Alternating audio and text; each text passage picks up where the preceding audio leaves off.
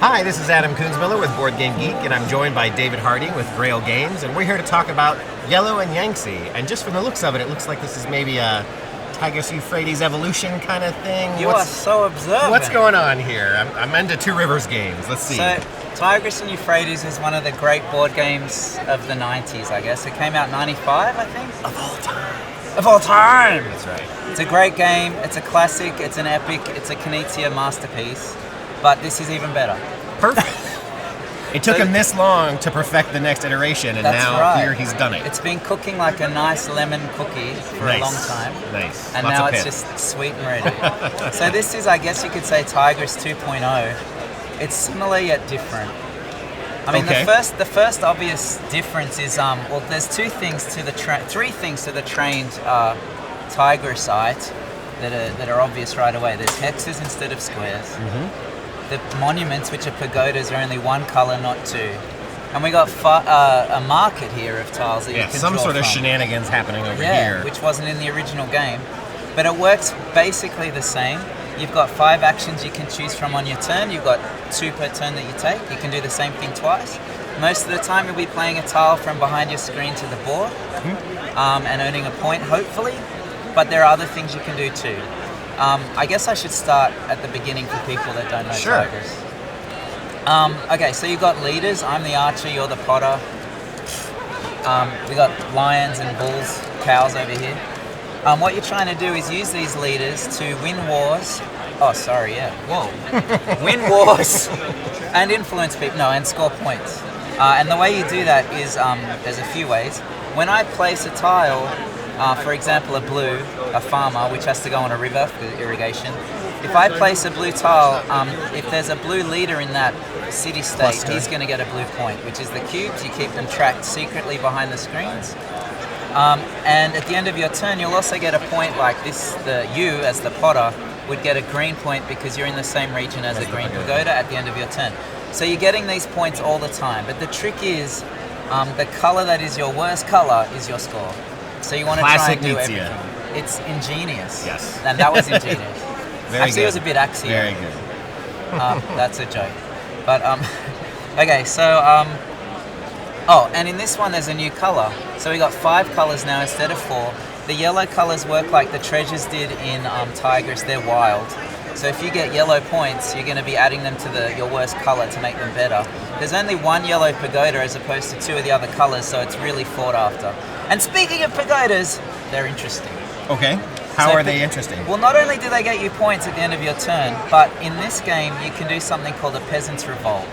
You can discard 2 blue tiles from behind your screen, and that will let you discard any tile from the board. And I might just take this one, and that would destroy the pagoda because the pagoda needs a 3-tile triangle to sit on it. Mm-hmm. I might also take this one on another turn because that would destroy this leader because leaders have to be touching black governors. Nice. The 2 ways battles happen in this game is internally and externally. Like when you have a battle, it's when you're sick or when someone beats you in the face. So an internal conflict, or now called a riot, is when someone is really rude and they decide to place a leader in your region that has the same color. Mm-hmm. And then these guys are going to battle. And the way that works is you look at who's got the most black governor tiles adjacent to them, so the most they can have is 6. In this case, it's a tie, 1-1, but I've got 2 behind my screen. Mm-hmm. Do you have any? I also have 2 behind my screen. Okay. So we would tie in that case. But what would happen I'm just kidding, I only had 1. Whatever. But we'll talk about ties later. But for a win, just say you beat me, because you're awesome. I would get kicked off and you would get a green point. But when we have I'll just cheat and put that there. When we have a war, that happens when 2 regions are combined. We'll put that little war marker there as a border. So now we've got 2 different countries touching together, and we've got same leaders, same color leaders touching. So we're going to have a war, which is fun. Now in a war, I might just cheat. Let's put this here. All you do is look at how many soldiers, the red tiles, are in that region compared to that region. So it's 2 to 1. But then going around the table, people can everyone similarly can, everyone. Yeah. So you can ask for allies like in Cosmic Encounter. Nice. But there's no weird aliens in this. So we'll all add tiles that we want to the side we want to win. And then just say no one did and it's 2 to 1. Then this guy loses. All his soldiers die. the like leader goes, he gets a yellow point, and now he owns all of this. Nice. But he will also have casualties as well. So if there's just say you won 2-1, he would also have to lose 1 to even that to 2-all. Okay. If that makes sense. So the wars are quite brutal. If you're going to build a pagoda, be ready to defend it. Lowest points wins. Well, no, highest of your lowest points wins. Right. Awesome. And you'd mentioned this market was one of the things that really sets it apart from the original. What's going on here? So normally at the end of your turn, you'll draw back up to the 6 tiles behind your screen.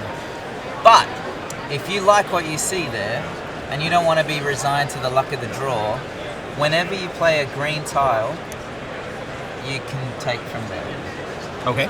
So these guys are merchants. That's the merchant. That's the market. That's Gen Con, and this is the attendee. Nice. I'm going to take this guy. We all And know then what this you've just got, gets replaced but from the bag. it gets refreshed. Awesome. What else is different? So the pagodas, as I said, can move. If you make a triangle of light colors, you can immediately place a pagoda there. But you might not, but you usually would get your point. But there's only 2 of each. If more than, if someone makes another triangle to make another pagoda and there's none on the side, he'll take one of these and put it there. So they're more fluid.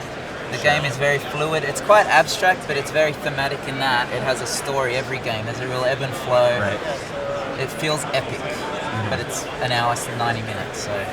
So it's similar play time, similar, just very similar in feel to Tigris, but in my opinion is the changes are enough that they're really worth exploring for people who like Tigris.